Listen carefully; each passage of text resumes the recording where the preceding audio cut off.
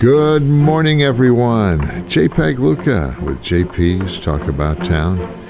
We made it through another week, and what a week it was. Holy cow. Happy New Year, everyone. You're speaking for yourself. We survived. We survived. I thought we survived quite well, and in spectacular fashion. Hats off to the 350 committee for kicking off Westfield's 350th birthday, which will kind of culminate in May with a big old birthday party, as it should be, as any birthday party should be. We'll be doing that May 18th, actually the weekend of May 18th. And we'll be helping out from Westfield on Weekends' point of view with the musical side of things. We're bringing in a Beach Boys tribute band. And no better way to kick off summer than with the Beach Boys, I think. Yeah, I would agree with that. That'll be happening behind South Middle School, along with a big old parade that weekend and a big old fireworks display that week. The fireworks for New Year's was first night. That was phenomenal. It was a good show. It was very compact. I think that's what it was. It was 20 minutes worth of fireworks brought down into about 10. It was actually about 14. Was it really? Did it run that long? Because I played 3 full songs. So I played, maybe it was a little bit close. Yeah, I was about maybe closer to 13. I played U2, which was about a 4.5-minute song. Me Too? U2. Me Too. U2. Me Too? No. Who's on first? Right. Third base. Sorry, we're getting too close to spring now. I played U2 Beautiful Day. I played Adventure of a Lifetime by Coldplay. And then I played Shake It Off by Taylor Swift, which was pretty good. And then I played You Ain't Seen Nothing Yet by Bachman Turner Overdrive. That's classic Little rock. statement song. That's classic rock. I wanted a statement song to the people of Westfield, saying from the 350 committee, you ain't seen nothing yet. Kenny picked up on that, which is the closing remarks. I don't know if you heard it. And that's Pete Coles on the other side of the board with The Imagination. Oh, yeah. As it were. Harry didn't have anything planned for that. I said, Harry, I'm going to play music for the underneath the fireworks. And he's like, oh, I never even thought about that. I said, it won't be choreographed, but, it'll be music. He's like, oh. It will if you pick the right music. I looked at the show again on video. Yeah, pretty close. And it was pretty damn close. It's one of those things. I've done shows with just with a band playing behind under the fireworks. I've done shows with just no music, with music, and then with choreographed music. In other words, the fireworks company provides the tunes. They actually, you time it just right. If you get lucky and start it at they have right a sequencer. No, they have an electronic sequencer that kind of like the Christmas lights displays. Yeah, that actually fires it to meet the music. And in all of those cases, it all kind of looks the same. It's just cool stuff in the sky. I think when I'm listening to music or watching a video, I always think in edit points. Not everyone video does editing that. points, yeah, right? But not everyone does that, and you're right. You do. I think about what the show would look like on stage if I was lighting it, and you, like you say, you do the same thing with video, right? Yeah. So I'm thinking of edit points, and I'm watching the fireworks, and I'm like, even the type of fireworks matched up pretty well. But those songs are made to have fast beat, so it helps. That helps a lot. Okay, we'll go with that. Okay, you know what? I'll edit out just the fireworks out of my 7 hours of broadcasting that day, and I will show it to you. It was fun. It was a lot of work for a lot of people, and a lot of volunteers that made that all happen. Harry Rock was our illustrious leader, and will be through about June, and then I think we give him back to his wife. Yes. Poor Ann. We at the World Series will take that capper event on. He can just come and enjoy. Maybe we'll throw out a first pitch somewhere. Actually, that's kind of cool. That'd be a great idea. Yeah. I think he deserves it.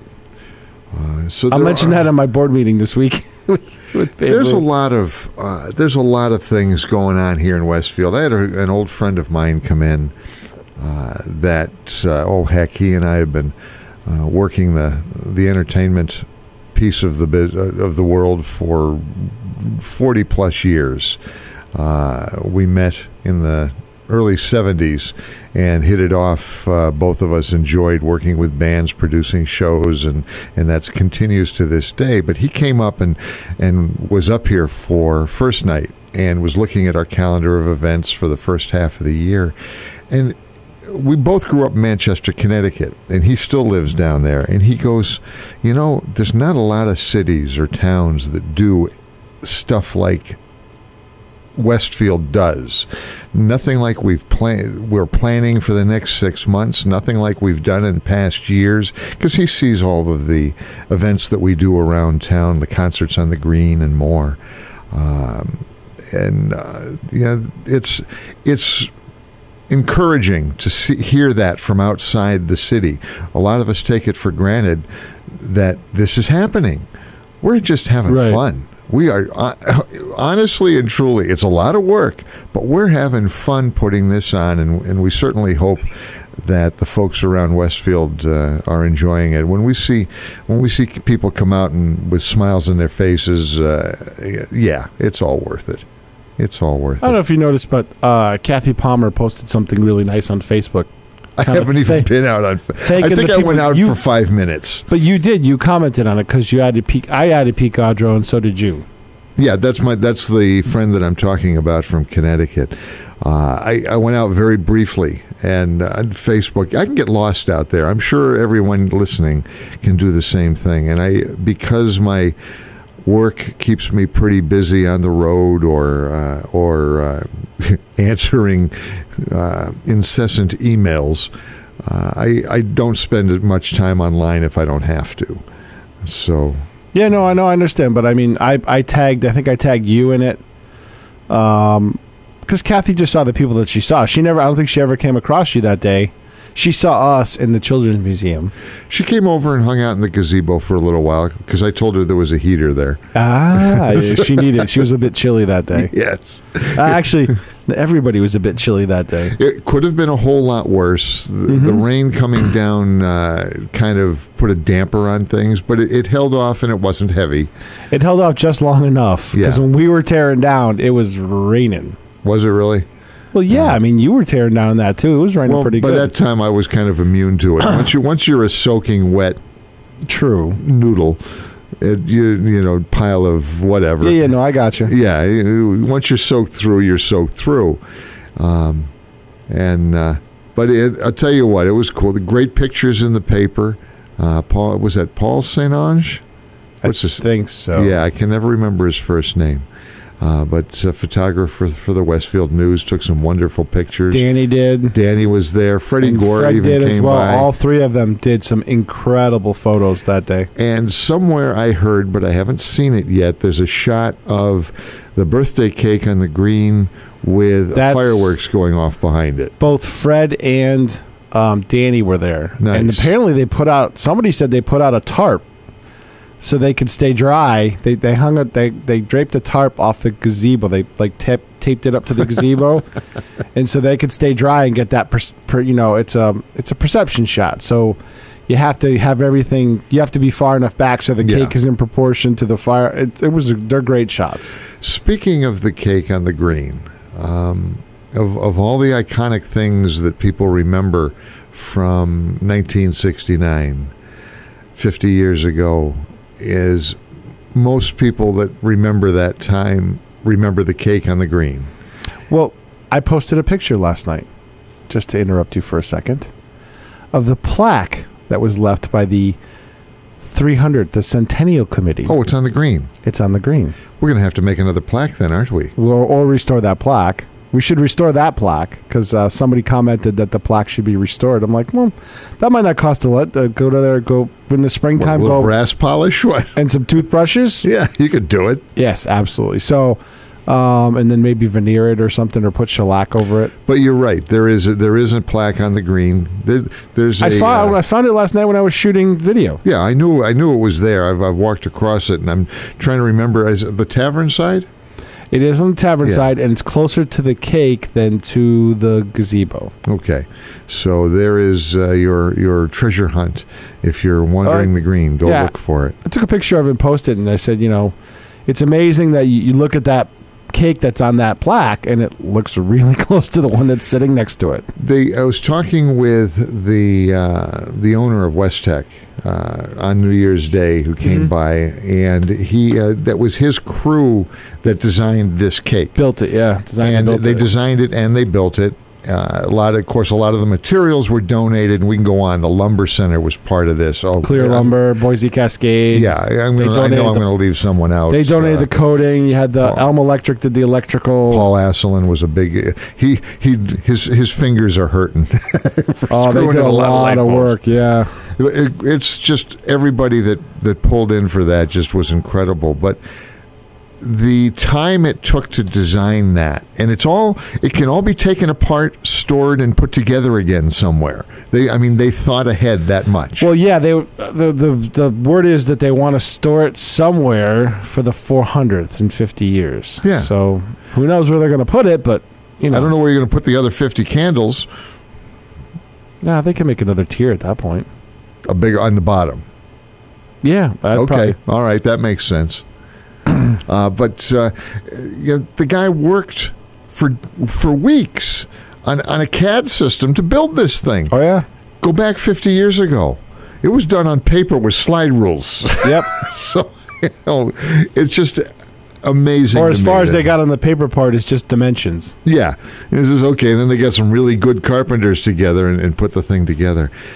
It'd be interesting to find out. I never heard what happened to that cake 50 years ago, but it would be fun to see if this one could be preserved for 50 years. 6:16 at WSKB. I'm JPEG Luca. That's Pete Coles on the other side of the board. This morning, JP's Golden Age of Radio. We're going to run a few programs. And I got Burns and Allen with special guest Frank Sinatra. I put the task in front of Pete to find some funnies this morning. Burns and Allen sounds like a good place to start. We'll be back to George and Gracie right after this.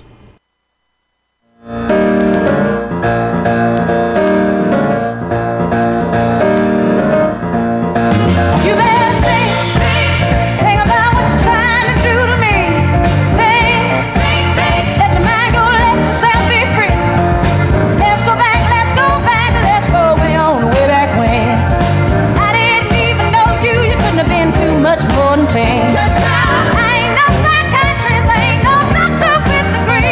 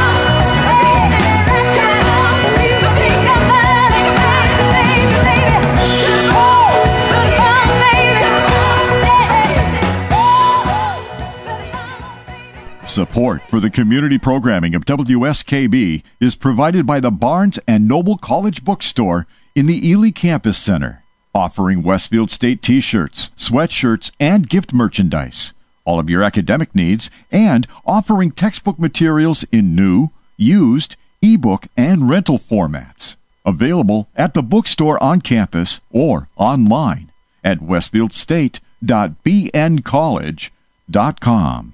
Underwriting for WSKB's community radio programming is brought to you in part by Dunkin' Donuts, providing new handcrafted espresso drinks and all-day breakfast sandwiches. There's more to love with DD Perks, a loyalty program that's loyal to you. On the web at DunkinDonuts.com and at several locations throughout Westfield, including the Ely Campus Center. We thank the generosity of our underwriters. For more information, please contact the Westfield State Foundation at 413-572-8646. Wednesday mornings from 6 till 8, it's Tina Gorman with Wake Up Wednesday. Community Radio 89.5 WSKB. Live from the campus of Westfield State University, this is 89.5 FM, WSKB, Westfield. And this is JPEG Luca with JP's Talk About Town, and straight ahead, JP's Golden Age of Radio with George and Gracie Allen. Mark Auerbach is just settling in this morning to prepare for his show. What's coming on this morning, Mark? Well, we're going to kick off the new year with two interesting people. One is Nick Burridge, who's one of the Burridge brothers of Westfield, who's made it in theater. And he is in rehearsals right now for the national tour of Cats, which comes to Hartford beginning January 29th. And the other half of the program, we'll be talking with Paul Marte, who's the director of public relations at the Bushnell, to talk about the Broadway series and what happens with Cats and the other shows this spring, which include Rent, The Sound of Music, the Tony-winning Come From Away, and a whole slew of other things. And as most people that are living and breathing know, Hamilton just ended a very successful 3-week run at the Bushnell. Cha-ching. Ka-ching. Ka-ching. Although I don't know. I want to ask him whether they really make a lot of money on a tour like that, or whether it's the publicity and the other things that... That's a good question, yeah. You know, because you never know. I mean, it was a blockbuster and all that. So that comes up this morning at 8 on Arts Beat Radio. Thank you, Mark. Thanks for stopping by, and it's always good to see you in the morning. Well, JP's Golden Age of Radio this morning is going to be taking a trip back to the Allen residence. And their visitor this morning is none other than Old Blue Eyes.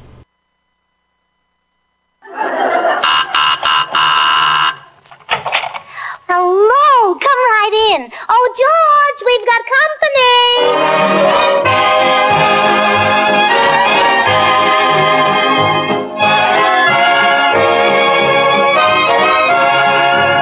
This is Bill Goodwin speaking for Lever Brothers, makers of Swan, the new white floating soap that's purer than finest Castiles. Well, it's Tuesday night again, time for another pleasant visit with George Burns and Gracie Allen, their guest, Frank Sinatra, Felix Mills and his orchestra, and the Swantet. And now meet the people who live in the Burns house, George and Gracie. Here they are.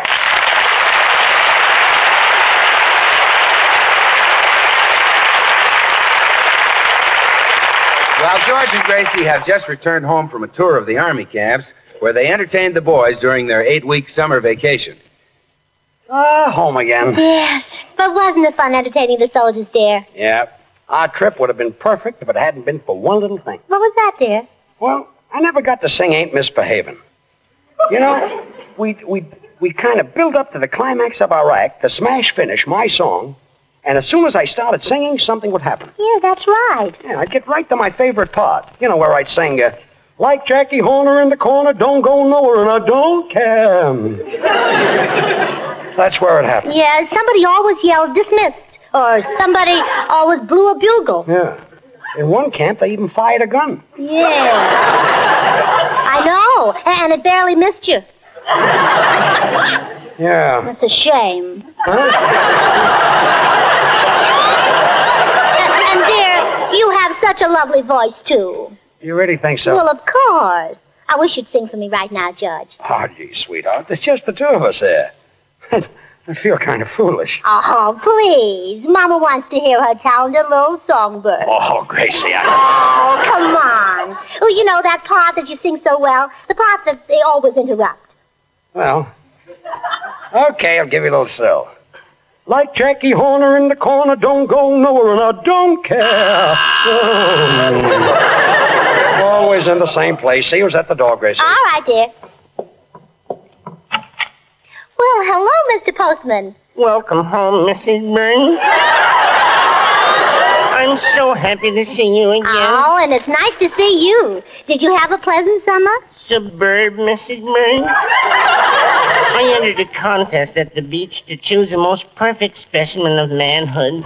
Naturally, I won. Oh, naturally. Yes, I am now Mr. Seaside Lagoon of 1943. Oh, I'm so proud of you. So am I. Well, I just dropped by to say hello. I'd better get along and deliver this fan mail. Oh, you certainly have a lot of it. Yes, and it's all for Frank Sinatra. Frank Sinatra? He sings, doesn't he? Yes. He and painted-on stockings are all the vogue now.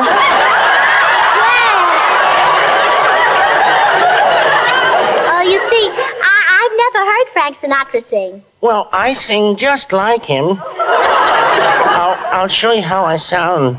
This is just like Frank Sinatra sound.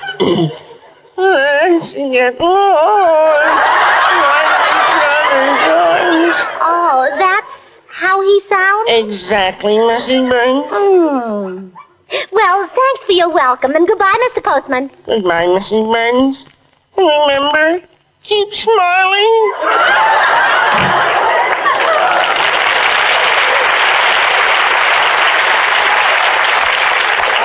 Who was that, dear? Oh, just the postman. Oh, any mail for us? No, none for us, but he had about 10,000 letters for this Frank Sinatra. Frank Sinatra? Mm-hmm. He sings, doesn't he? Yep, but not as well as you, George. Oh, now, Grace. Oh, I mean it. Why should all the women be absolutely crazy about Frank Sinatra and feel about you, well, the way they do? Answer me, why? Well... No, I thought of that. But I meant something else. Oh, come in. Gracie, darling. Why, Tootsie Sagwell. Oh, you haven't changed a bit. Gracie, is that a nice thing to say to her? Do you mind if I sit down? I'm so excited I can hardly talk. Why, Tootsie? I just got the thrill of my life. I took a taxi over here, and who do you think got out of it before I got in? Frank Sinatra. Him again. Oh, the taxi ride over here cost me $4.80. $4.80? Well, you only live 5 blocks from here. Well, I know, but do you think I'd get out of that cab until the seat cooled off?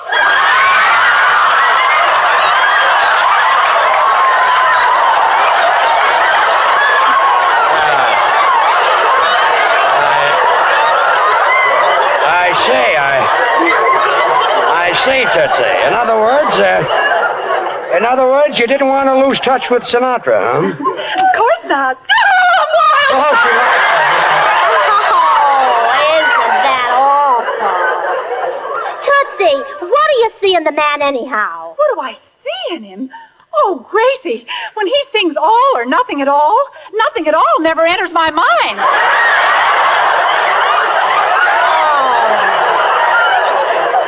And just to think that my husband has 3 times the talent Frank Sinatra has. Who has? George, that's who. And he has 10 times Frank Sinatra's sex appeal. For what sex?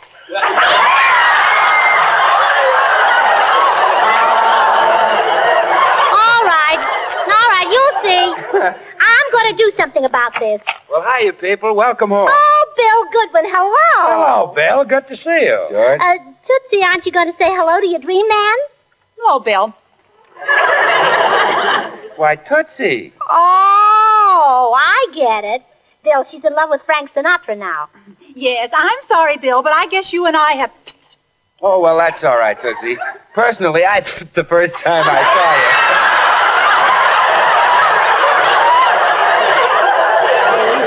Oh, you're just jealous of Frankie. You just ought to see the crowd of women outside of his house when he sings in the shower. Oh, now. Wait a minute, Tootsie. Those women aren't there to hear Frank sing. Huh? No, they're trying to get at that soap he uses. Oh, right. Well, gee, you know how women go for Swan soap. You see, Swan is actually 4 swell soaps in one. The soap for your hands and face for bathing the baby, the soap for your dishes, and for your light laundry. 4 swell soaps in one. Well, look, I'll tell you a little secret, Bill. George is going to take Frank Sinatra's place as the #1 singer. What? Well, let's face it. Can anyone hold a candle to George when he sings? Well, Gracie, come to think of it, that's just how George sounds when he sings. How? Like someone was holding a candle to him. You forget it, Gracie. This Sinatra boy is dynamite. Why, the girls offered to do his laundry. They clamor to wash his dishes. Does he let them? Well, of course not. You think he wants to miss the fun of washing those dishes with Swan? Why, that Swan's an ever-loving such and whiz. Swan is mild, too. So mild you don't have to worry about rough red hands. Swan helps keep them looking soft and beautiful. Oh, I wonder who's doing Frankie's light laundry. Well, whoever it is, I hope they use Swan, because Swan's a great wartime buy, and Frankie deserves the best. Oh, Frankie, that's all I hear. And it's so unfair when George is a much better singer. Ain't misbehaving. Oh, stop. Are you two kidding? Why, Frank Sinatra sang in the bowl a couple of Saturdays ago. That's nothing. George sang in the tub.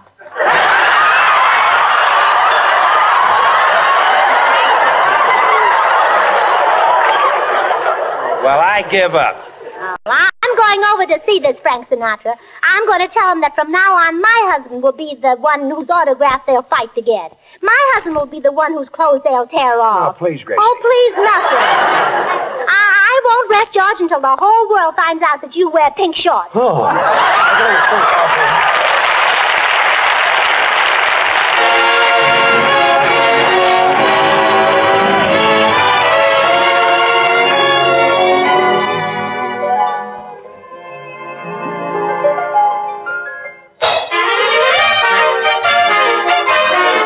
There's gonna be a hallelujah day when the boys have all come home to stay, and 1,000,000 bands begin to play. We'll be dancing the victory polka, and when we've lit the torch of liberty in those blacked out lands across the sea, and each man can proudly say I'm free, we'll be dancing the victory polka, and we will give a mighty cheer when a ration book is just a souvenir, and we'll heave a mighty sigh when each gal can kiss the boy she kissed goodbye, and they'll come marching down Fifth Avenue, the United Nations in review. When this lovely dream has all come true, we'll be dancing the victory polka.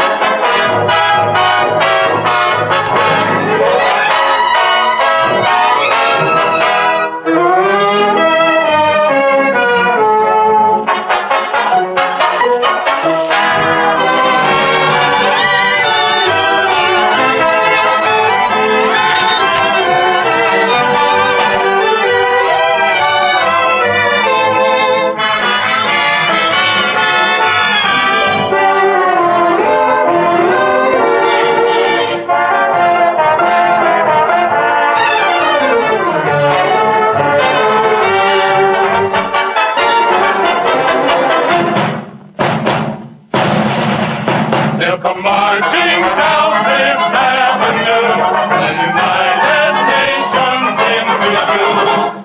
When this lovely dream has all come true, we'll be dancing, we'll be singing, we'll be dancing the victory polka. Victory polka.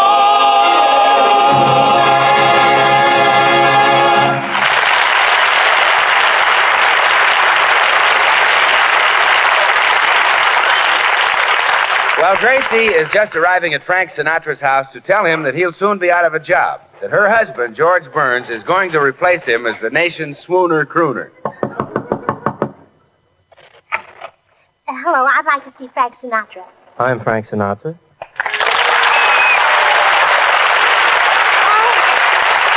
Oh, my goodness. Are you Frank Sinatra? Well, yes. Won't you come in? Well, no, thank you. You see, I had some bad news to tell you, but now that I see you, I haven't got the heart. Why not? Well, you poor boy, you look so hungry.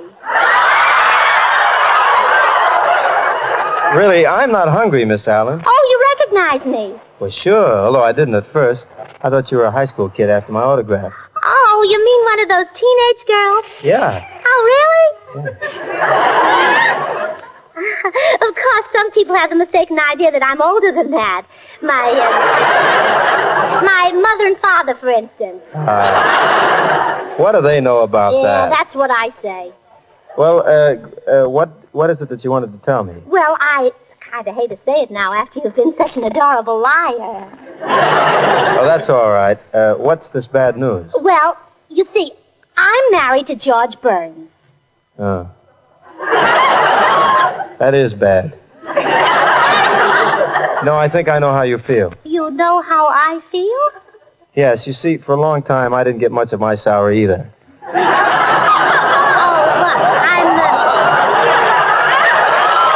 I'm afraid you don't understand, Mr. Sinatra. The bad news is for you. For me? Yes. Your career is over. What? My husband sings. Well? Well, there's only room for one swooner crooner, Frank Sinatra or George Burns, so naturally you've got to go. Well, maybe there's room for both your husband and me in the singing business. Oh, no. I'm afraid not, Frankie. You see, you're both the same type. I can tell because you both have the same effect on people. Well, what do you mean? Well, when you sing, women swoon. Does that happen when George sings? Well, even men faint. Yes. I've heard your husband sing, and I can believe that. Oh, sure. Well, I guess that's all I have to say, Frankie. Goodbye, and be sure to tune in Saturday night and listen to the hit parade starring George Burns. Just a moment, Mrs. Burns. I don't claim to be a great singer, but I do know that I'm better than George Burns. Are you out of your mind? No, I mean it. Well, there's only one thing to do then. We'll have a contest and embarrass you publicly. Oh, now, Mrs. Burns, a contest? Oh, afraid, huh? Well, no. As a matter of fact, I'll be broadcasting at CBS this afternoon, so you bring your husband over and we'll let the audience decide. Mm-hmm. You're awfully game, you foolish boy. Oh, just one thing, Mrs. Burns. You know, of course, that the audience is going to be full of young girls. Oh, naturally. What of it? Oh, nothing, but if you want George Burns to win, I think you'd better mix some slow crows in with the slick chicks.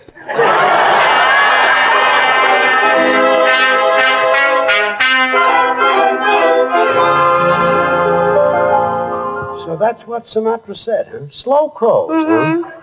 And he said to meet him here at CBS, and you two could let the audience decide between you. Slow crows, huh? Mm-hmm. He certainly has a lot of cheek. Oh, no, George, they're hollow. But it's very becoming. I suppose I won't get over with the girls because I haven't got hollow cheeks. Well, you can always open your shirt and show them your chest. Thanks, kid. Oh, and another thing about Frankie. He's got a lock of hair that falls across his forehead. It makes him look like a cute little boy. Oh. Maybe that's why the girls go for him. He brings out the mother in them. Oh, maybe. But when he sings, they put her away and bring out something younger. Oh, yeah? Well, I'll sing rings around him. Here I am, Gracie. Where is he? Where is he? What's she doing here? Oh, I promised Sister that I'd introduce her to Mr. Sinatra. Gracie, there he is, coming in the door. Oh, over here, Mr. Sinatra. Hello. Are you ready for the contest? Well, we certainly are. Oh, I want you to meet my husband, Mr. Burns. How do you do, sir? Don't shake hands with me. He's George Burns. Oh, pardon me. I'm Tootsie Sagwell, Frankie, and I'm one of your most devoted admirers. I buy 50 copies of every record you make. 50 copies of the same record? Uh-huh. Well, you see, she sleeps with them and they break. Now I've heard everything. Frankie, on one of your programs, would you sing a song just for me? A song that'll tell me how it feels to have a man sweep me into his arms and kiss me and kiss me. Okay. How about You'll Never Know? Oh, you're adorable. Oh, now, Tootsie, stop hanging on Mr. Sinatra. Oh, you poor boy. You really should eat more. Now, look, just take a look at George. He eats the breakfast of champions. Looks like the champions didn't leave him much today. Now, just a minute, Oh, son. now, look, you two boys go into the studio and rehearse. I'll join you in a minute. Come on, Tootsie. Goodbye, Frankie. So you're George Burns, eh? Yeah. Ain't misbehaving all by myself. Do you think the kids will dig my voice? You should be able to. There's plenty of gravel in it. Okay, Bowtie, where do we hold this contest? Right in here, Studio A. Okay, let's get started. Okay. Go ahead, Mr. Burns. You rehearse first. No, take it, kid. I don't need a rehearsal. Man, you frighten me. Okay, Felix, let's run through my number, please.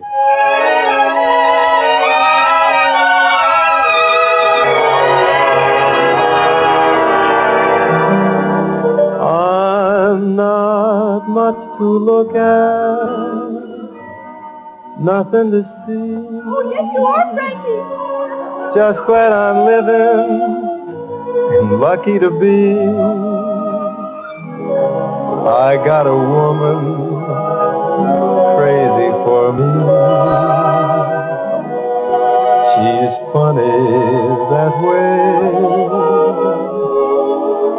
I can't save $1, and I ain't worth a cent. She'd never holler, she'd live in a tent. I got a woman crazy for me. She's funny that way. Though I know she'd work and slave for me every day, she'd be so much better off if I went away. But why should I leave her? Why should I go? She'd be unhappy without me, I know. I got a woman crazy for me. She's funny that way.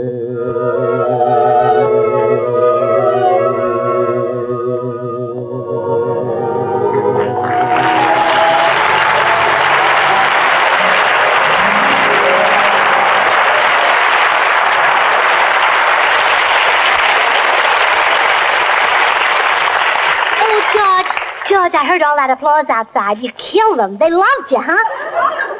That was for Sinatra. You know, when he hits certain notes, all the girls go, oh. They go, what? Oh. And not only that, but they answer him when he sings. Oh, I see. Hey, you ready to start the contest, George? Sure, Bill, go ahead. Okay, Felix. Ladies and gentlemen, you are about to witness radio history. A singing contest between Frank Sinatra, who is adored by millions, and George Burns, who is loved by his wife. And now here is the first contestant, George Sugarthroat Burns. Hey, Felix, wait a minute. I don't need all that orchestra. Atta boy, George. Show him up. Yes. I'll sing the same number and just give me a piano player. Yeah, and have him play with only one hand. Okay. Okay, Felix, let's go. I'm not much to look at. Nothing to see. You said it. Now, you keep quiet, miss. Now, I'll do the reactions to my husband's song. Just glad to be living and lucky to be. You said it, George. But I've got a woman crazy for me. She's funny that way. Oh. What was that? Go on, sing. Sing, I'm reacting. I ain't got $1. I'm not worth a cent. You said it, George. But she doesn't holler. She'd live in a tent. I got a woman crazy for me. She's funny that way. Oh, what is that? Bill, help George out. React to his song. Okay, Gracie. Gee, she likes to work and slave for me every day. But she won't have to work and slave if she uses Swan soap. Swan, you know, is 4 soaps in one. The soap for dishes, for your light laundry, the soap for bathing the baby, and the soap for your complexion. 4 swell soaps in one. Let's take that again, Felix. Gee, she likes to work and slave for me every day. She'd be so much better off using Swan soap. Bill, please. Quiet, George. Bill is reacting to your song. Yeah, George, quiet. And you get a great reaction with Swan soap. Even babies love it. And say, doctors recommend Swan for bathing babies. Swan's so mild and gentle. Swan's pure, too. Pure as fine Castiles. And if it's good for baby, well, Swan should be great for anybody's hands and face, right? If I went away, but why should I leave? That's right, Lever. Lever Brothers Company makes Swan. And remember, you can break Swan in 2 and put half in the kitchen for dishes and light laundry and half in the bath for your hands and face, tub or shower. Oh, shut up. I don't want any more reaction. I've only got 8 bars left to top Sinatra. Come on, Felix, give me all you've got. Why should I leave her? Why should I go?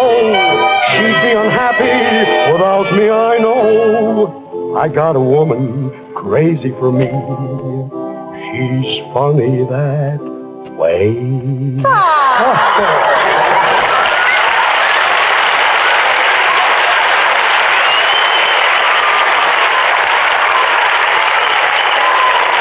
Well, Mr. Sinatra, after hearing that, I suppose you'd like to call the contest off? No, Mrs. Burns. Call me a fool if you like, but I think I have a fighting chance. Well, all right, if you insist. Because I've never heard you sing. But can a sparrow compete with a nightingale? Well, at least I'll try. Won't you tell me when we will meet again? Sunday, Monday, or always? If you're satisfied, I'll be at your side. Sunday, Monday, or always. No need to tell me now what makes the world go round. When at the sight of you, my heart begins to pound and pound. And what am I to do? Can't I be with you Sunday, Monday, or always? Won't you tell me when we will meet again? Sunday, Monday, or always?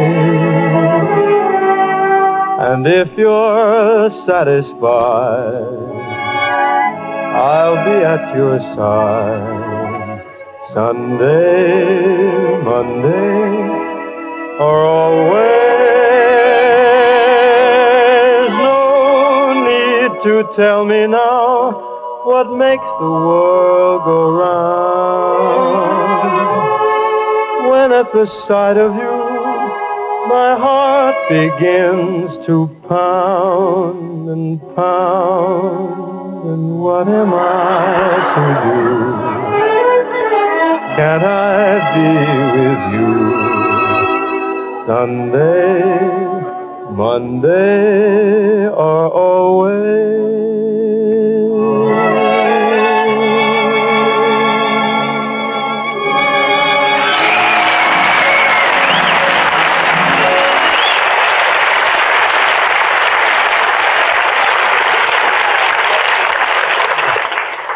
Well, and Mrs. Burns, do you still think your husband is the better singer? Mrs. Burns. What did you say, Frankie? I said, do you still think your husband is the better singer? Your husband? What husband, Frankie? Gracie, he wants to know if I'm better than he is. George Burns, take me home, and don't you ever open your mouth again.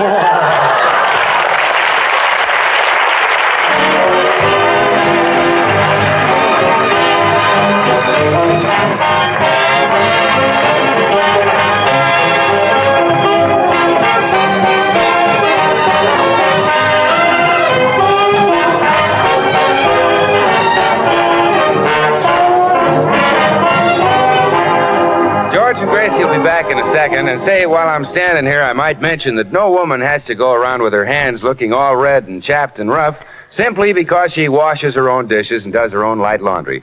If you've got your hands in soap and water a great deal, just make sure the soap is Swan. Swan's as pure as fine Castiles, and Swan's so mild and gentle, it's kind to even a baby's tender skin. So certainly it's going to be kind to your hands and help keep them looking beautiful. That makes sense, doesn't it? Try Swan. It's a great wartime buy, believe me. Well, here they are again, George and Gracie. George. Don't speak to me. Are you mad? Darn right I am. Oh, now that's silly. Frank Sinatra means nothing to me. Really? Really. The very idea of grown women acting like schoolgirls just because of him. Well, I certainly... Gracie, what are you doing? Putting on my bobby sock.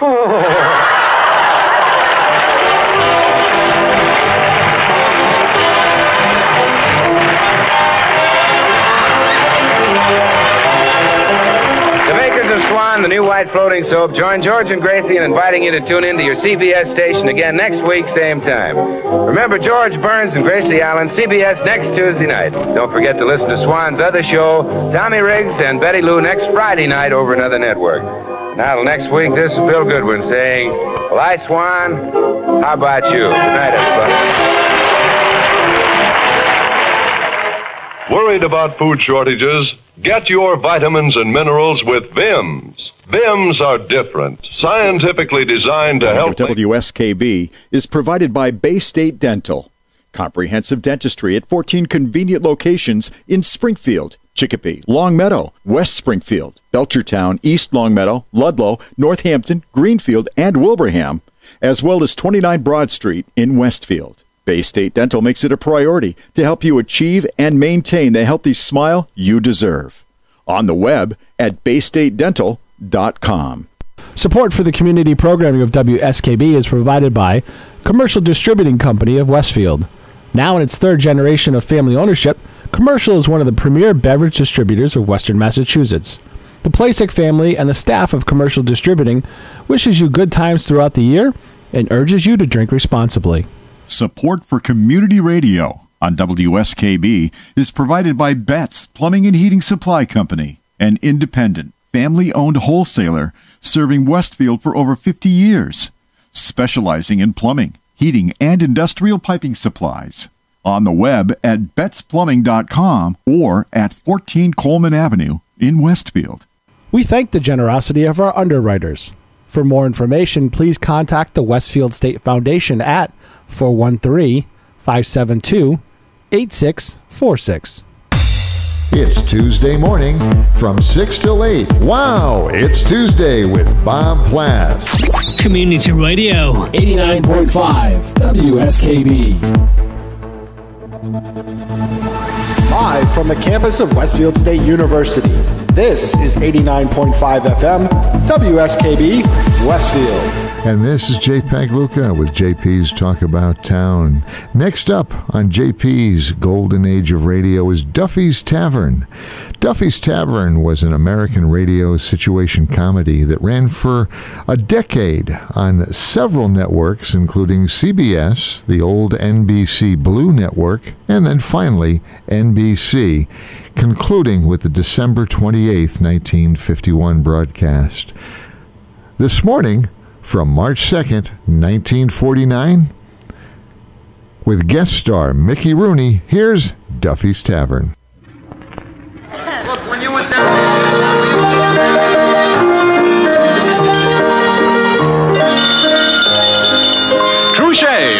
lotion with a beforehand extra, and Vitalis for well-groomed hair bring you Duffy's Tavern with our guest tonight, Mickey Rooney, and starring Archie himself, Ed Gardner.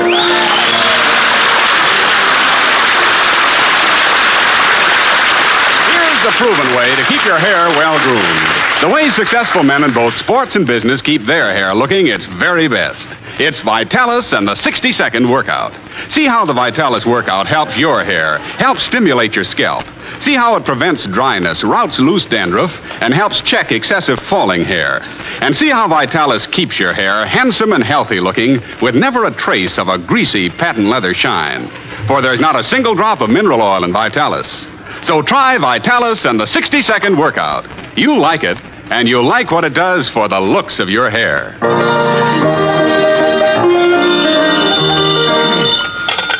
Hello, Duffy's Tavern, where do you lead meat to eat? Archie the manager speaking. Duffy ain't here. Oh, hello, Duffy. Tonight, Mickey Rooney. Yeah, that's the guy. Short, freckled, blonde hair, pug nose. Sort of a Van Johnson at half-mast. Yeah, a little bit of a guy. In fact, they tell me when two grasshoppers meet, one says to the other, I ain't seen you since you was knee-high to Mickey Rooney. That's right. His size is a bit of a problem, too, you know, especially in Hollywood. Well, you know, he's too short to be a lover and too tall to be a producer.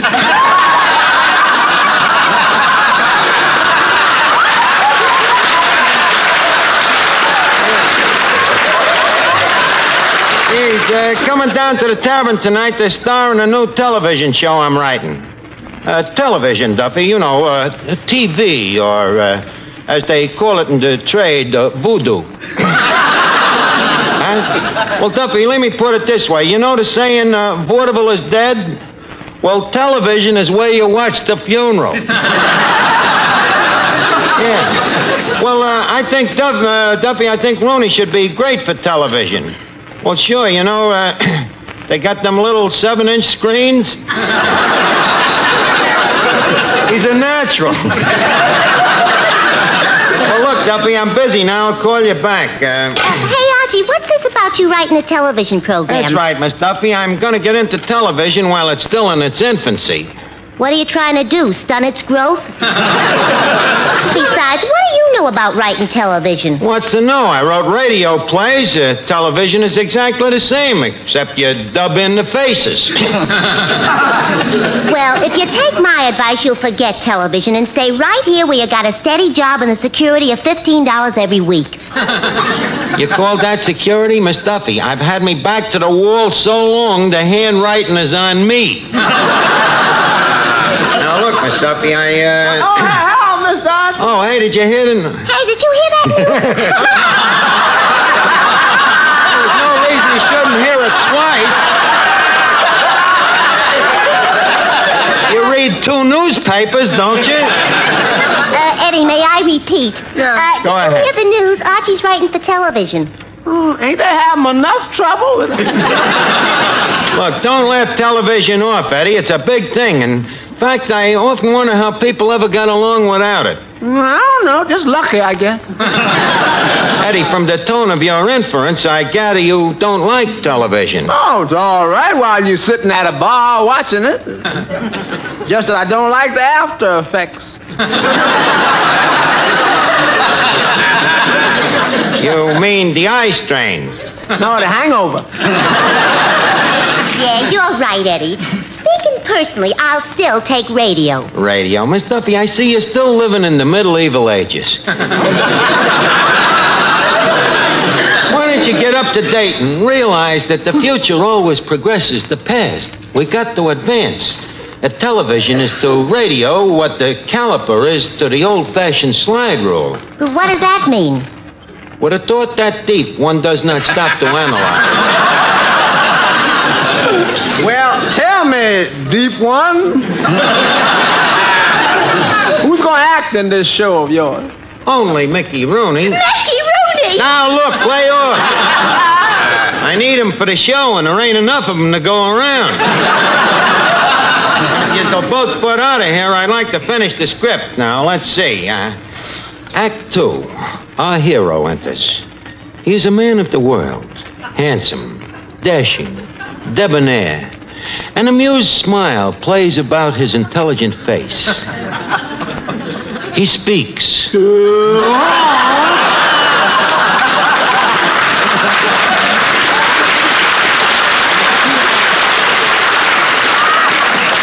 Hello, Finnegan. What you doing? I'm writing a play for TV.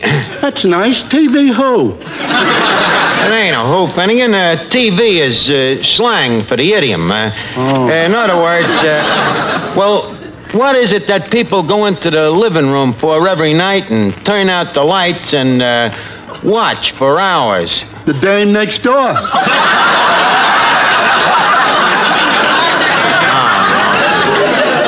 Talking about a different kind of entertainment, television. That. Uncle Louie's got one of them things. Oh, yeah? You like to watch it? Well, I can't make up my mind, Arch. I don't get to see much of it thanks to me sister. How come? Well, Uncle Louie's set's got a 7-inch screen and me sister's got a 12-inch head. Well, in that case, why don't you sit in front of your sister? That's where me Uncle Horace sits. Well, if he's sitting in front of her, how can she see? Well, she can see. You know Uncle Horace. Oh, yeah, the one with the hole in his head. Yeah. He thinks television is wonderful. By the way, what's this television show that you're writing on? Well, it's sort of a soap opera. Arch, I wish you wouldn't use that word. Opera? No, soap. Every time I mention that word around the house, me old man washes me mouth out with dirt. Well, I'll tell you what. To make your old man happy, I'll change it. I'll write a dirt opera, Finnegan. Hi, Arch. Well, Joe Moran. Hey, Joe, you're a radio guy. What do you think of television? I don't know. I don't drink.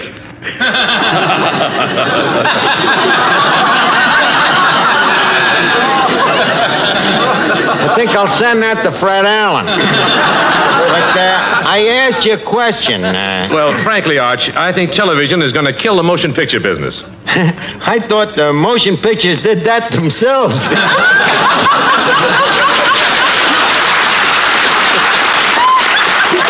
That's very, very funny. Mind if I send that to Fred Allen? Where do you think I got it? Well, anyway, when I'm driving that, Joe, you know I'm writing a television show. Oh? Well, when does it start? Well, as soon as I find a sponsor. A sponsor, huh? Yeah, you know, a censor with money. Well, any chance of a job in this show, Arch? Acting? Yeah. It could be, but would you mind first giving me an audition? No, not at all. I'd like to make sure that you can run the gimlet of emotions. Now, leave me see you register, for instance, love. You know, like Charles Boyer. Okay. Toujours l'amour, Truchet. Hedy, come with me to the drugstore. I will shower you with Truchet, the creamy, fragrant hand lotion that keeps hands feeling smoother, looking lovelier. This is the hottest lover since Lanny Ross.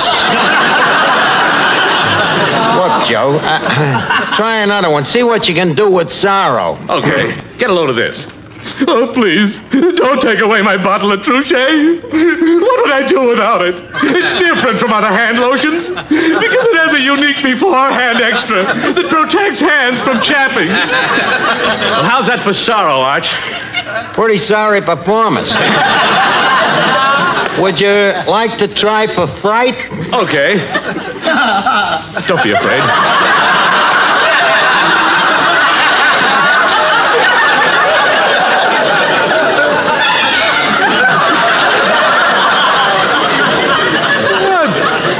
Don't be afraid. Joe. As long as Truchet is on your hands, before you do dishes or go outdoors, you're guarded against chapping.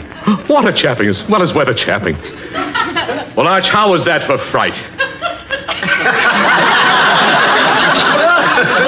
Frightful. Well, Arch, you mean my acting leaves something to be desired? It leaves something, Joe, but it ain't to be desired. Hey, wait a minute. Excuse me, Joe. Eddie, look who just come in, Mickey Rooney. What? There, walking in under the swinging doors. Eddie, watch me flatter the guy. Well, Gary Cooper.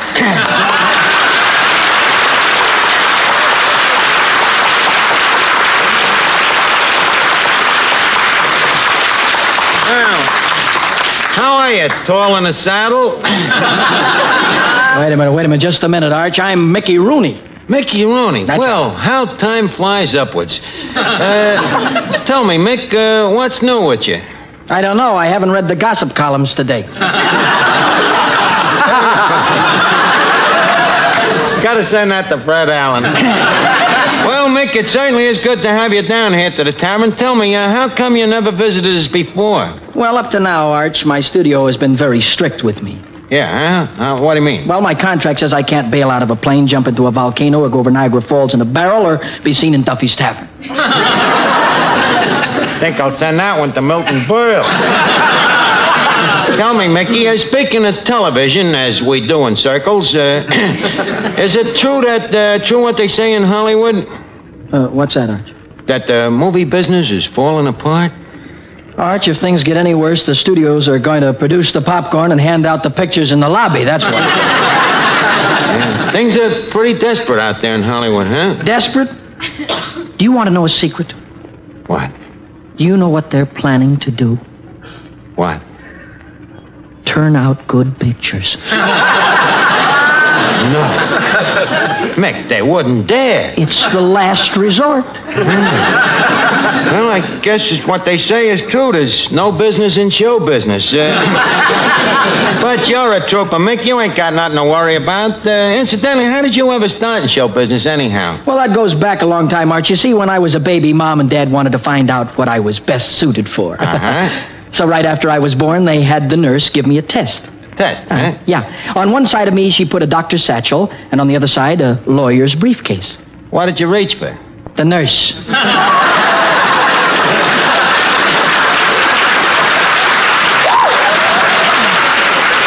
I see, so they decided to make you an actor then, huh? Yeah, that's right. I went into vaudeville with my mom and dad. Yeah, huh? How old was you then? 2 years old. 2 years, huh? What'd you do before that? Well, Arch, to tell the truth, I just loafed a little bit. But those were the days, good old vaudeville, the Chinese jugglers, the tightrope walkers, Weber and Fields. Yeah, Gallagher and Sheen, Hammacher and Schlemmer. I used to love them acts. You know, I often wonder whatever happened to them corny old vaudeville jokes. You really want to know? Yeah. I sent them to Fred Allen. Sorry, I was just... Well, Edward G. Robinson. And again, it's Mickey Rooney. Arch, it's Edward G. Robinson. I'm telling you, it's Mickey Rooney. Okay, we'll ask him. Hey, bud, who are you? Never mind who I am, see? I'm the fellow that asks the questions around here, see? This is my territory, see?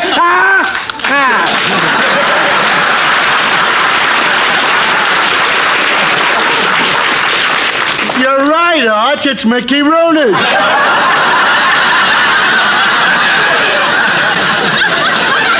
Hey, Mickey, there's an idea. Them dialects of yours, they're perfect for television. Me, Arch, on television? Why, certainly. You see, the way I figure it, them television audiences tired of wrestling and hockey. They're crying for something else to get tired of. Well, tell me, what are you going to give them? You. How would you like to play the lead in a daytime soap opera? How would you like a poke in the eye with a sharp stick? Now, look, don't make no hasty decisions. There's room for good acting in television, you know. It's a medium where if anything is well done, it's rare. You can send that one back to Pick and Pat, too. Look, Mick, please don't be jovial about this. You got your future to think of. You know, you've been around a long time now, and you ain't getting no taller, kid. Now, please, Don't pass this up. Don't be a schmo, you know. There's a lot of room on television for tall, handsome, good-looking types like yourself. That did it. The schmo must go on.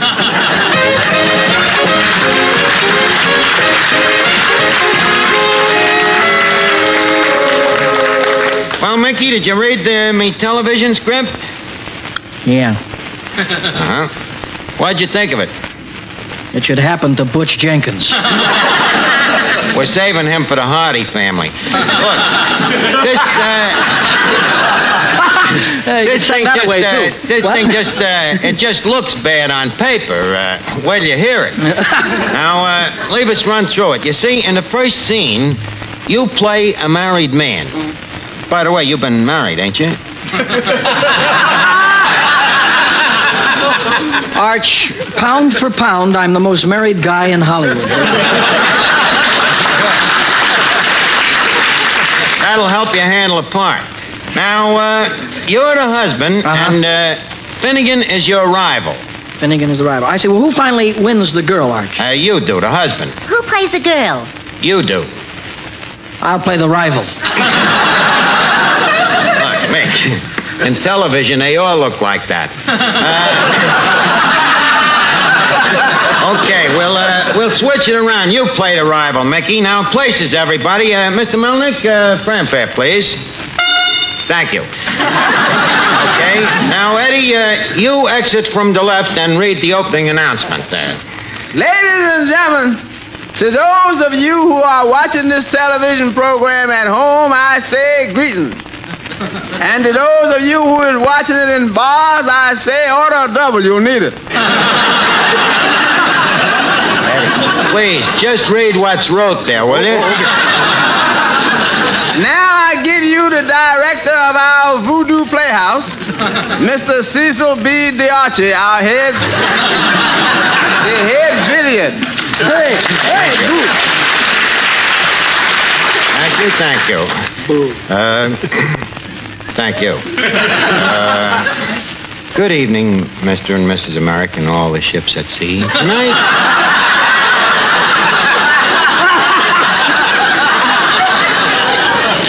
Tonight we bring you another episode in the true life story of lovable old John and his pretty young wife, lovable old Mary. A story that asks the question, can two people in love find happiness?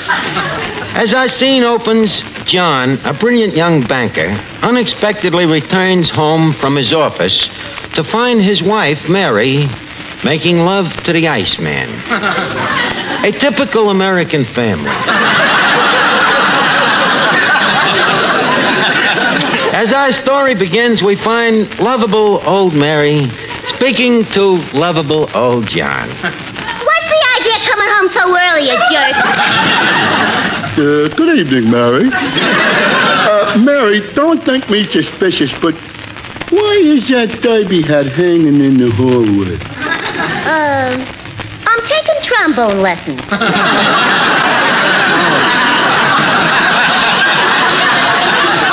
Well, what about them ice tongs on the couch? Ice tongs? I borrowed them from a neighbor. I lost my eyebrow tweezers. Mary, would you think me suspicious if I just asked one more question? What is it? What are you doing on the Iceman's lap?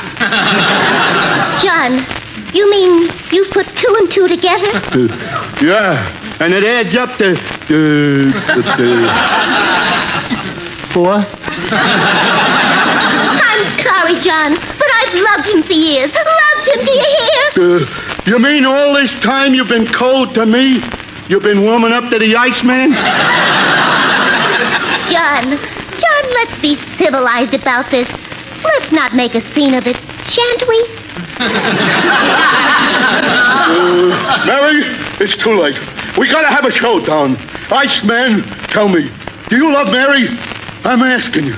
Speak now or forever hold my wife.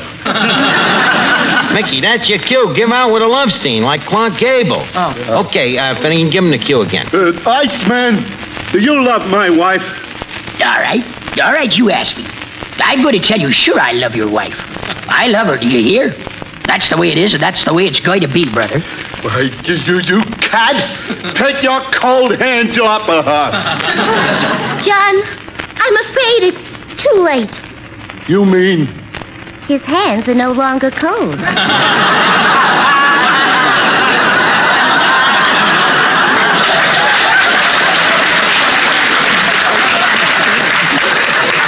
I'm not leaving you. Do you hear?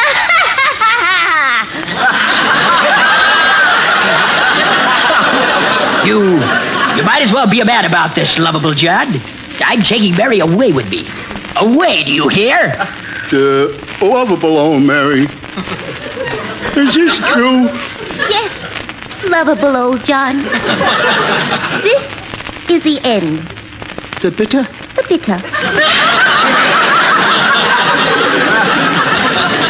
Well, it had to happen to somebody. Good luck to you. Well, so long, sucker. I hope there's no hard feelings. Sucker, huh? Little does he know I didn't pay the ice bill.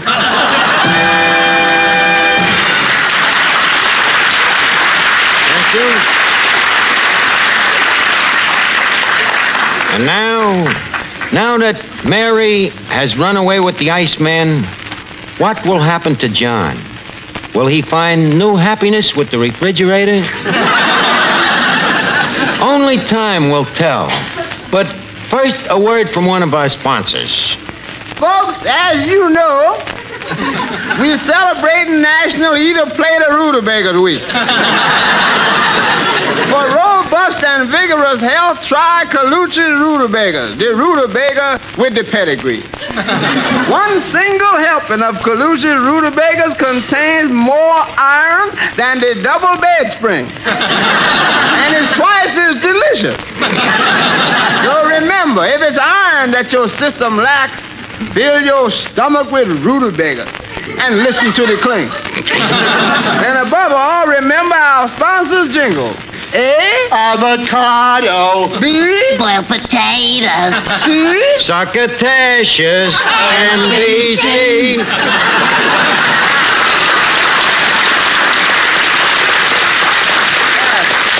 And folks, back to our smell-o-vision. I'll ignore it. And now back to our story. The scene is 20 years later. Lovable old John has sank lower and lower.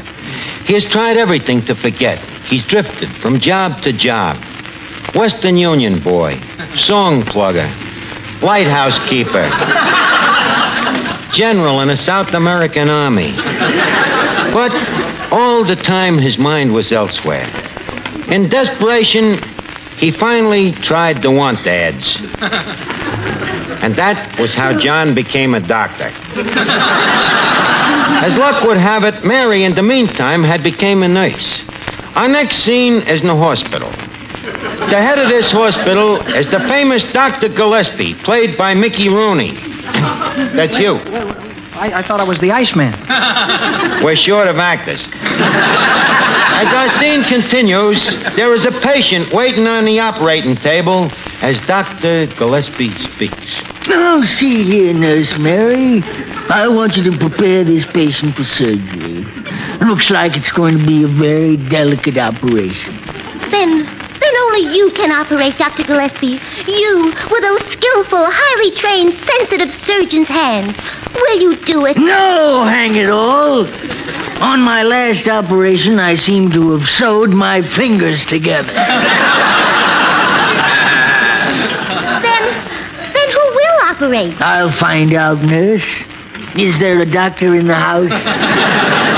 I say, is there a doctor in the house? I am a doctor.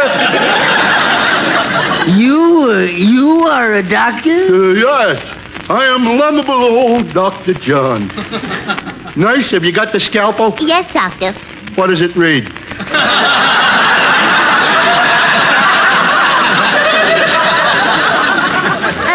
His temperature's down to 108. 108? That's pretty low. We better put him back in the sun. But first, let me look at the patient. Yay, Hossafats. It can't be. Who? My rival, the Iceman. Yes, there was the Iceman on the operating table. Lovable old Dr. John's hated rival that had took his wife away. What should John do? What would you do? In Dr. John's trembling hand was a scalpel, sharp as a surgeon's knife. One tiny slip of this scalpel, and the operation might be a success. Dr. John moves slowly toward the operating table. He looks down at his helpless victim, his mind racing blindly. Slowly, he raises his scalpel. And then... But first, a word from our sponsor. If you thinking on kicking the bucket, see Cavendish, the smiling undertaker. Ask him about his free trial plan. Only 20 easy payments. Folks, here's your chance to drop dead and save money. And remember our slogan, have a Cavendish funeral while you is still young enough to enjoy it. And now back to our television play. Thank you, Eddie Green. Scalpel poised in midair, Dr. John hesitates as he faces the most momentous decision of his life.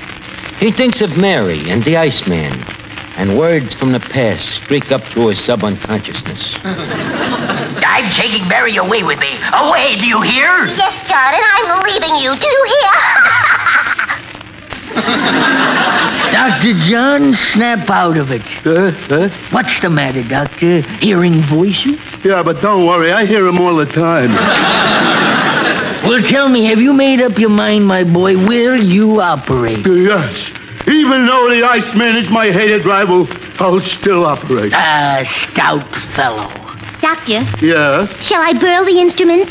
No, let's just fry him for a change. Dr. John? Yes? Dr. John, we'd better hurry. The patient seems to have trouble with his breathing. I'll soon put a stop to that. Quick, nurse. Quick, ether. Ether. Ah, that clears me head.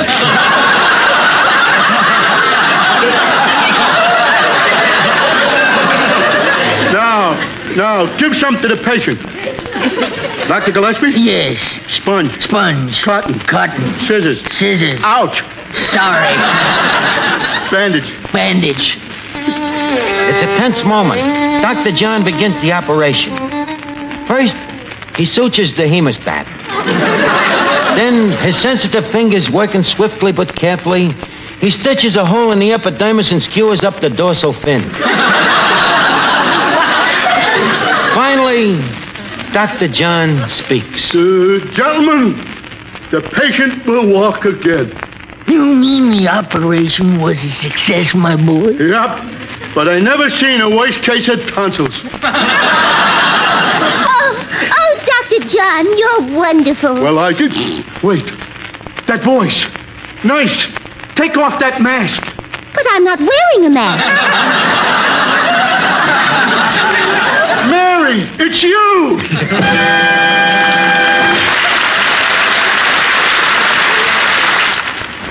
Men, the quickest way to discover something better is to try it. That's why I want you to try Benex Brushless Shave Cream. Benex is a new wonder shave with a sensational beard softening formula that has brought better shaving to thousands of men. Benex Brushless leaves your face feeling extra smooth and comfortable. And Benex doesn't clog your razor or drain either. But don't take our word for it. Just try Benex yourself.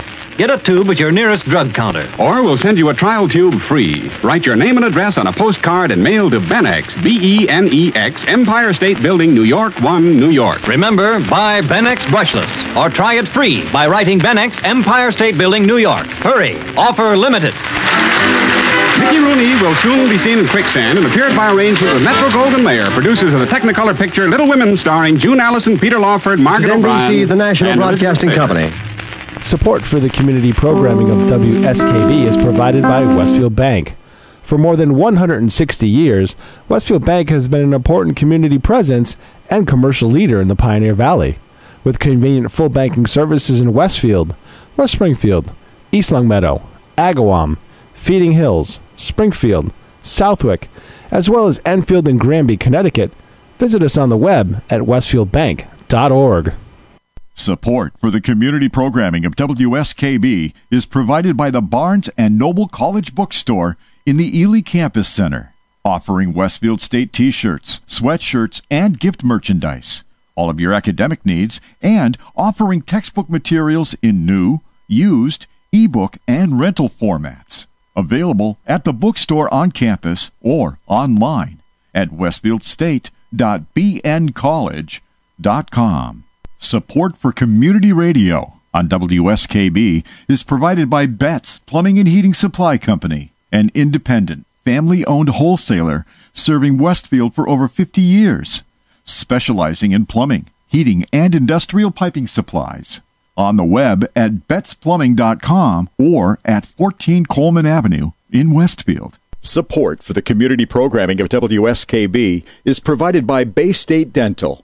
Comprehensive dentistry at 14 convenient locations in Springfield, Chicopee, Longmeadow, West Springfield, Belchertown, East Longmeadow, Ludlow, Northampton, Greenfield, and Wilbraham, as well as 29 Broad Street in Westfield. Bay State Dental makes it a priority to help you achieve and maintain the healthy smile you deserve. On the web at baystatedental.com. We thank the generosity of our underwriters. For more information, please contact the Westfield State Foundation at 413-572-8646. Discussions of local politics, events, happenings, and miscellany potpourri. Ken's Den, Tuesday, 8 to 10. Live from the campus of Westfield State University, this is 89.5 FM, WSKB, Westfield. And this is JPEG Luca with JP's Talk About Town for another Friday morning. Thanks for joining us this morning. Next up on JP's Golden Age of Radio, Fibber McGee and Molly. In the 1920s, Jim and Marion Jordan, a real-life husband and wife team, were working in radio. By the 30s, they had developed the characters of Fibber McGee and Molly. In 1935, they went on the air, and it stayed in the NBC, what was then the Red Network, for the life of its run. Right now, Jim and Marion Jordan in Fibber McGee and Molly. Good evening, everybody. You are now listening to WLS, the voice of Prairie Farmer, Chicago.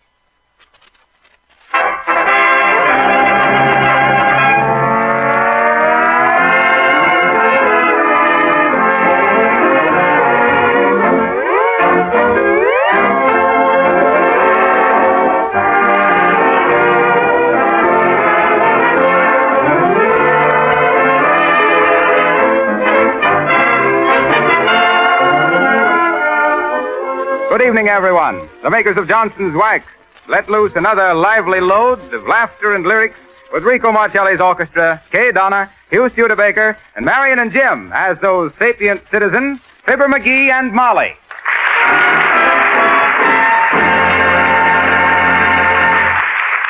Marcelli and his men begin the broadcast with Fine and Dandy. Wrap it up, Rico.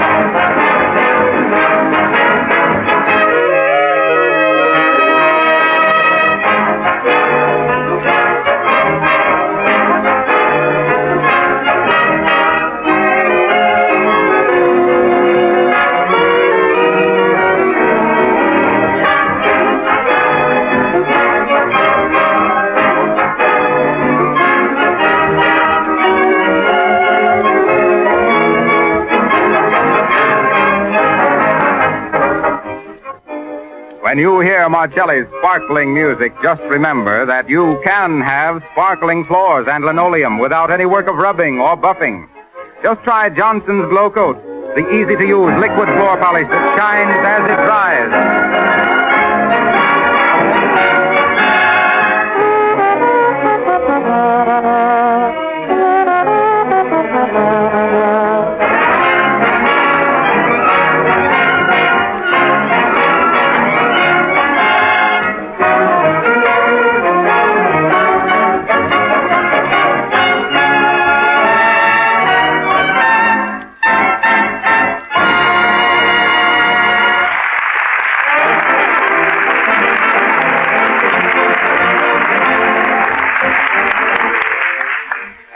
once again we wend our way to Wistful Vista via the wireless.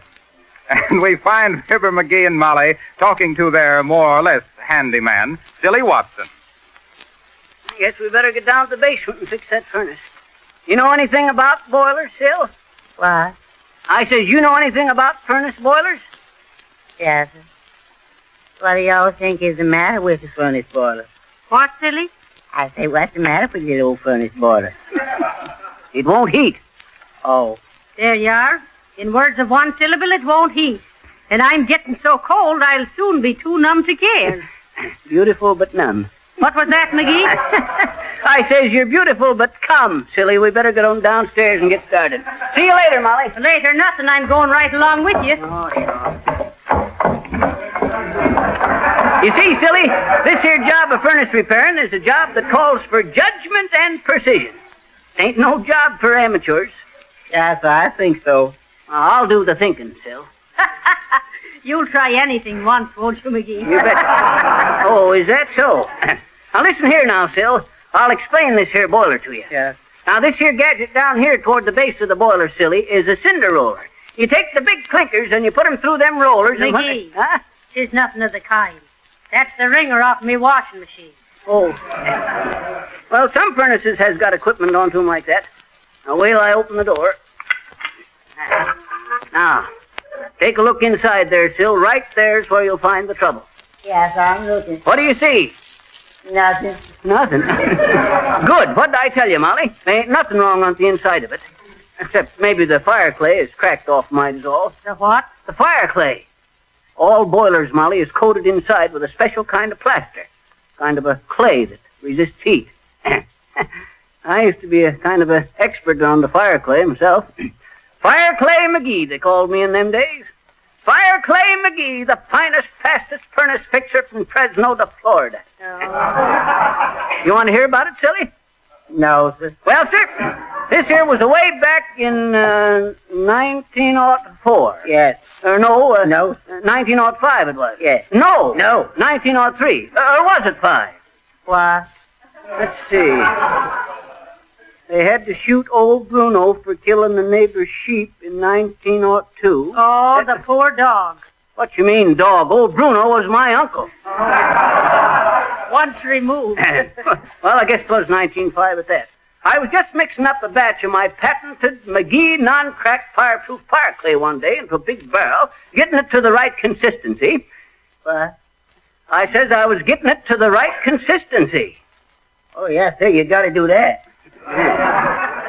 Well, sir, this here fire clay was just about right, like a thin plaster.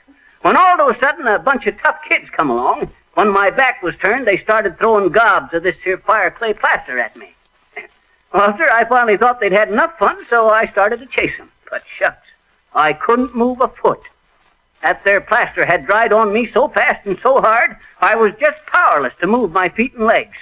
And when they seen that, they just laughed fit to bust and kept on pelting me.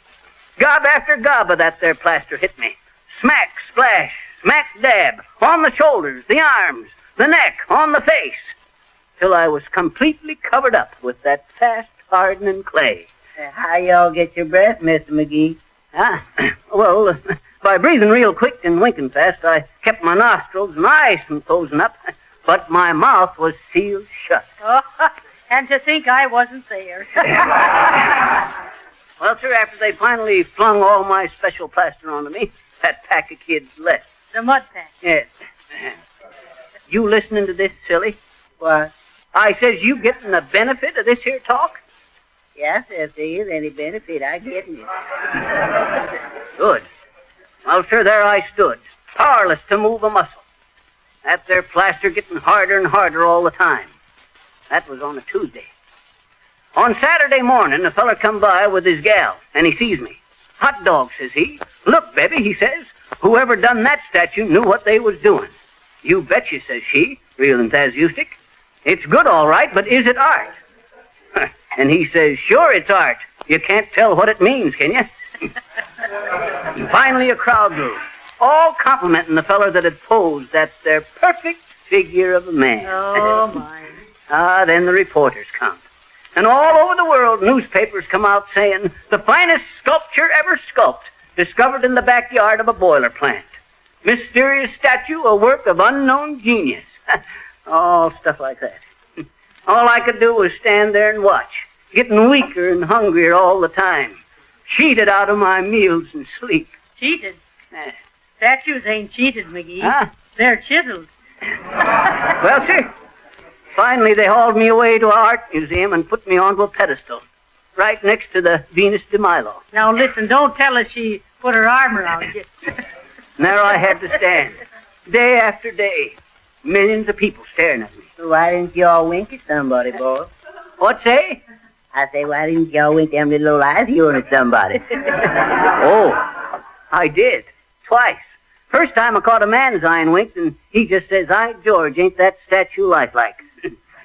Second time I winked at a gal, and she slapped my face and broke 2 fingers on her right hand. Oh, my. Well, sir, one day, just as my strength was leaving me, I give one supreme effort, leaned forward and strained every muscle under the plaster, and crash, onto the floor I fell, smashing that fire clay coating off into a million pieces. I was saved. It was no time till they had me in the hospital, nursing me back to health. Well, why didn't you all sue that museum, boy? Sue? I did. They threw the case out of court. On what grounds, McGee? Shucks. They claimed my testimony wasn't reliable. Said I'd been plastered for 2 weeks. Come on there.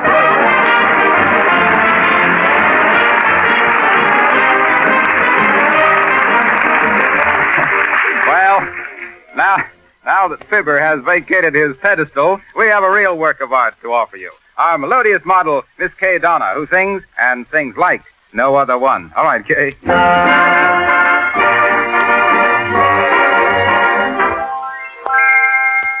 No other one, yes, no other one can ever do what you do when you do what you do, kissing me. Oh, no other one, yes, no other one can ever make me like you like I'd like to constantly. Talk about caresses with an 18-karat thrill. I don't have to make 3 guesses when I'm thinking of someone who can fill the bill. There's no other one, yes, no other one can ever make me want to say, who do you love in a great big way? No other one. No other one, there isn't any other one can ever do what you do when you do what you do, kissing me. There's no other one, there's no other one can ever make me like you like I'd like to constantly. Talk about those sweet caresses with an 18-karat steel. I don't have to make 3 guesses when I'm thinking of someone who can fill the bill. No other one, there's no other one can ever make me want to say, who do you love in a great big way? There'd better be no other one. There'd better be no other one.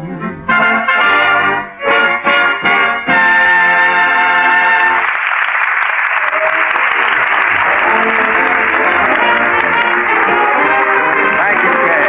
Thank you. Friends, that was Kay Donna singing No Other One. And it might well be the theme song for Johnson's Glow Coat.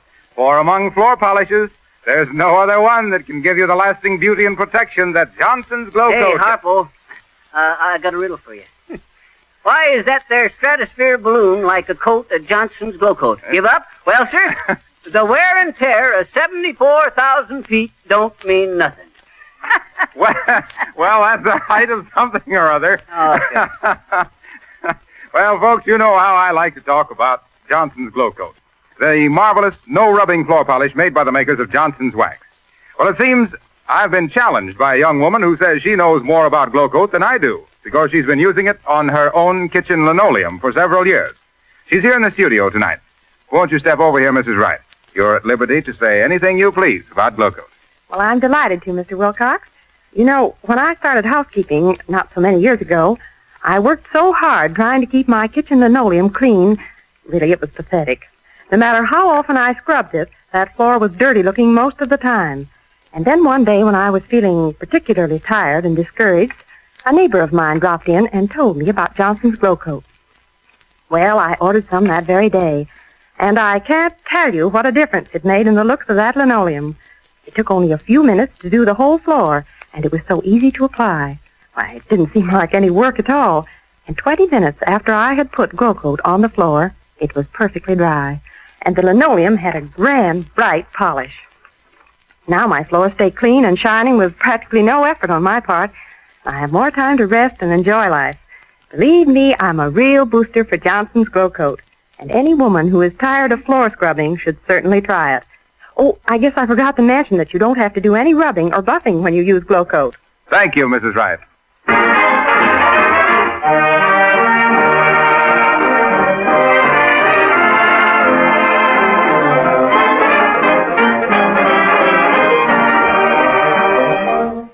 Treasure Island, a grand number in 4 tempos. Marcelli plays it as a foxtrot, a Viennese waltz, a tango, a rumba. Take it, Rico.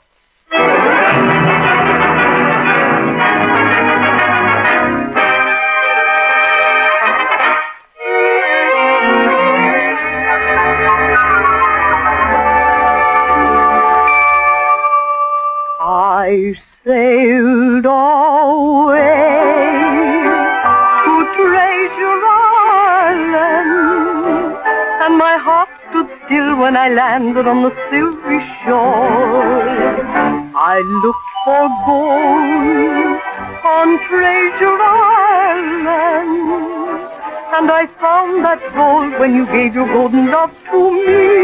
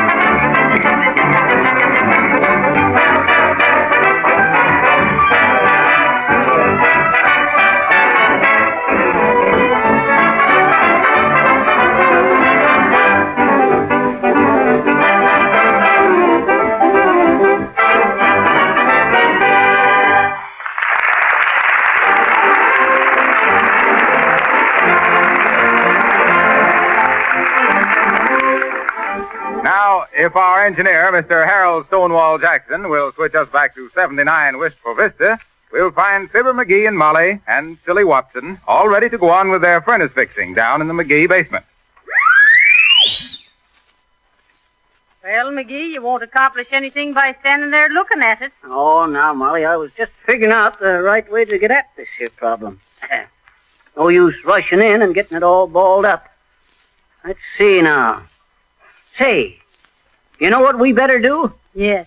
Turn off some of your hot air and get some in the furnace. What do we better do, boss? We better build a fire in here so we can see how she draws. That way we can tell better what's the matter. Well, McGee, that's the first idea you've had today. Well, you'll have to admit when I get 'em, they're hot. Don't you get it, Molly? Build a fire? A hot idea? It ain't funny, McGee. Okay. Now get to work, both of you. Yeah. Shall we use these here papers? Yep. Tear them up and crumple them, silly, so we can get... Here. You can't use those papers. Huh? Those are me dress patterns. What's the matter with you, silly? You ought to have better sense than that. Well, I didn't think there was no good, boss, on account of they all full of little holes. Yeah.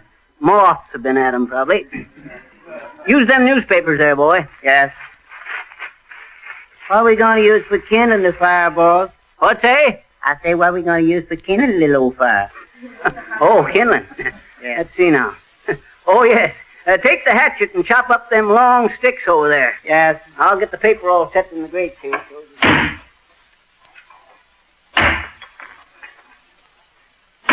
You little old sticks is plumb full of nails, Mr. McGee. Well, don't dull the hatchet on them, Till. No, sir. Hey, wait a minute, Sid. McGee, what's he chopping up? Huh? Oh, them long sticks with the nails in them? Yes. Oh, it's just some old links of molding that was left on the... Oh, for heaven's sake, silly. You're chopping up me curtain stretchers. Curtain stretchers? Look at them. They're ruined. Oh, no, ma'am, they ain't ruined much. I just chopped off a couple little pieces of them, is all, ma'am. Oh, is that so? Why don't you two come upstairs and chop up the piano and the dining room table? Oh, we don't need that much kindling, Molly. Oh, you don't? Well, now I'm real glad to hear that. Is this here little old box good for the chop up, please, ma'am? Let's see it. Yes, go ahead. That's all right. Now, is that all the paper and kindling you'll need? Yep. You needn't look for no more, Molly. Well, who is going to? I just wanted to be sure you wouldn't use that porch furniture for your fire. Oh, shucks, Molly. Don't be like that. We know what we're doing, don't we, Sil? What? I says we know what we're doing, don't we? Well, I guess you all know what I'm doing, but I don't know what you all are doing.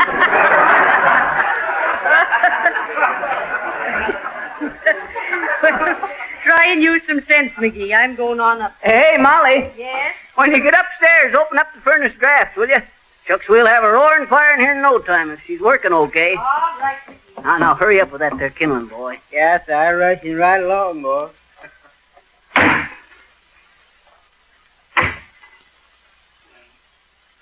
Oh, I had me a cow, a big brown Jersey. Her milk was good, but her temper was lursy. Hi-ho, the farmer in the dell. There you is, boss. Enough kindling? Yeah, I guess. Say, this here paper is kind of damp, ain't it? Yes. I'll tell you what, son. I run up to the top of the stairs there and get that big 5-gallon can. Yes, but that's gasoline, boss. Well, what in tunk did you think I thought it was? Buttermilk? Well, go on and get it. But y'all ain't gonna pour that there stuff on this here little old fire, is you, boss? Can you think of any surer way of making her burn? No, sir. Well, then run up and get it. Yes, but that's pretty powerful stuff. And oh, I had a giraffe. His name was Harlow. He got in the quince and he couldn't swallow. With a hey, nutty, and a razzmatazz. Let's see now. Plenty of paper. Kindling. Ah, there we are. And we'll just swash her good with the gasoline. And hey there, you coming, silly? Yes, sir, here he is, boss. Okay, hand her here. I'll build a real bang-up fire here, quick as a flash. Yes, that's what I'm afraid of. Afraid of? Shucks, we want a fire, don't we? Here, hold the cap of the spout. I'll just dash some of this here gasoline on and... Oh, I had a horse and his name is... Hey, where you going there, boy? Well, I just happen to think it... I guess you ain't going to need me no more today, I guess. What makes you think that, silly? Well, I only think that on account of I think that after you all touch the little match out there gasoline, boss, you ain't going to need nothing more today. Oh, go on with you, silly. Don't be so dad-ratted nervous. Never heard of a cigarette lighter blowing up, did you? Now then, a little more over in the corner there. Ah. Yeah, but boss, you already put on about 2 gallons already. You did. What if I did? Got to get the fire started, ain't we? Hey, what's your teeth chattering for? You catching cold? No, sir. Yes, sir, I guess I is. I think I better go home and see a doctor while I got time, boss. Okay, but give me a match before you go. And say, hey, quit leaning against that smoke pipe, boy. It's all right, boss. It ain't hot. Dad-ratted, I know it ain't hot, but it's loose. Liable to come apart at the least bump, and We'll have soot around here a foot deep. Give me a match. Yes. No, sir, I ain't got a match, sir. Shucks, you got some right behind your ear there, boy. Hand me one. Oh, never mind, I got one. Here we go. Yes, I'm afraid so. Oh, shucks. Can you imagine that? What else? Better pour the rest of this here gas on it. There. Give me another match, boy. Yes. Here you is, and here I go. Hey, Silly! Come back here! Silly! Shucks. Look at that feller go out that door and down that alley. Shucks. Just superstitious. Now, where'd I put that dad-rat match? Oh, yeah. Oh, shucks. Can you beat that? Well, I'll get this lit if it takes me all day. Ah. Now then. This'll do the trick. A bad rat to death. Heavenly days, what's happened down there? Where are you? I can't see a thing for the suit. Silly, Sylvius, where's McGee? What's happened to him? Silly, don't stand there coughing and rolling your eyes. Answer me. Molly, don't you know me? It's Fibber McGee, your husband.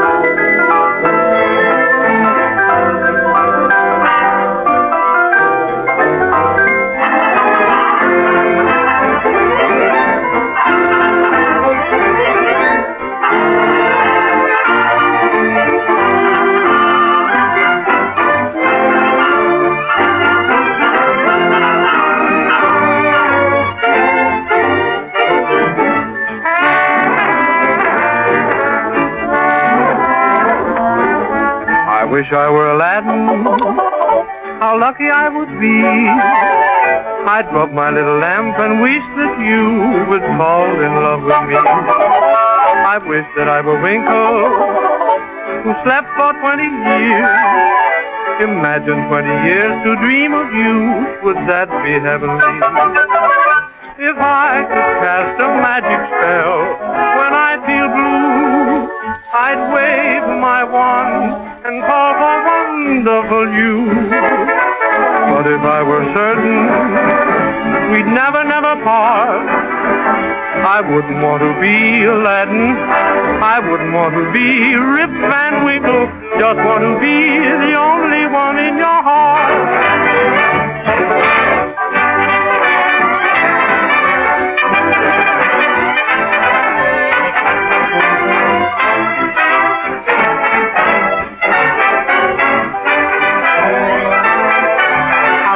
To be Aladdin, I wouldn't want to be a Winkle. I just want to be the only one in your heart.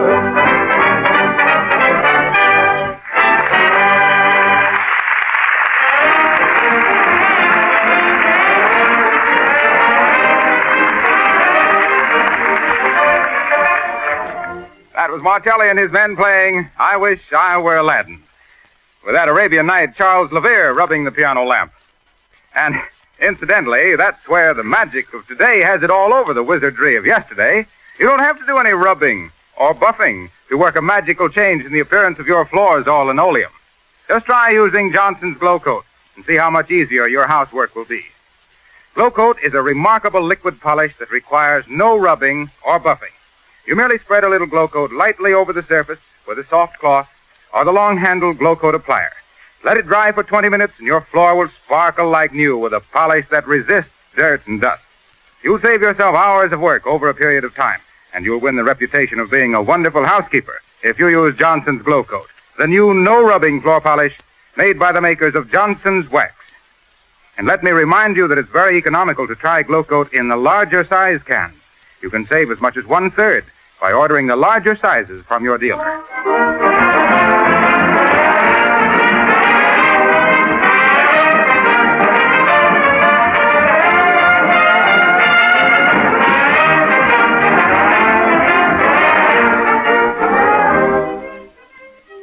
You're cordially invited back to see Fibber and Molly McGee on their Johnson Jamboree at NBC. On next Monday with Harlow and me and Molly, that's 3, with admission free. Fibber McGee.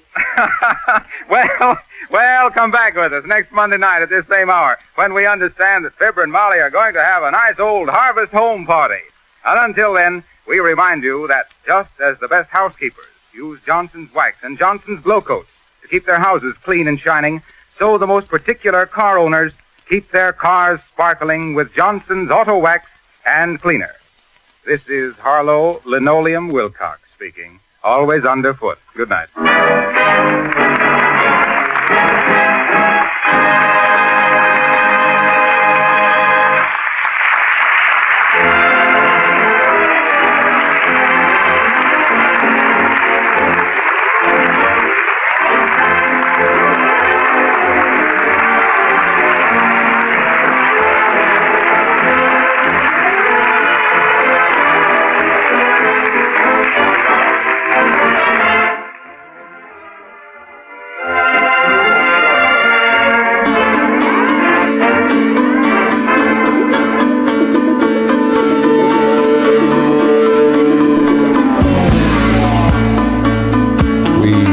Enjoyed JP's Golden Age of Radio this morning. Figure we'd put a little smile on your face. Get you ready for the weekend.